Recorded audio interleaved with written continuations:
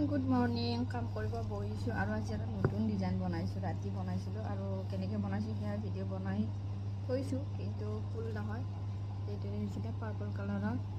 আৰু ইয়াৰ যিটো এইখিনি প্ৰিণ্ট মোৰ ইমান ভাল লাগিলে, সেইকাৰণে ৰাতিয়ে মই কৰি থৈ দিলোঁ। কাৰণ কিয় কেতিয়াবা কি হয়, মানে ডিজাইনটো দেখা পালে মনতে এইটো কেনেকৈ বনাম সেইটো আইডিয়া আহে, কিন্তু ৰাতিপুৱা আকৌ পাহৰি যাওঁ। সেইকাৰণে মই ৰাতিয়ে বনাই থৈ দিছোঁ। এয়া চাওকচোন কেনেকুৱা লাগিছে জনাব। এইটো অলপ ওপৰৰ ফালে গৈছে, চ' এয়া লগতে কাণফুলিৰ কাৰণে এতিয়া বনাই আছোঁ। হোৱা নাই কমপ্লিট, ত' কাণফুলি এতিয়া বনাম। চ' ডিজাইনটো এনেকুৱাকৈ কেনেকুৱা লাগিছে আপোনালোকে কমেণ্টত জনাব। ইয়াতে মই মণি দিওঁনে মানে এনেকুৱা কালাৰৰ দৌৰি দিওঁ, তাকে মানে কনফিউজন হৈ আছে।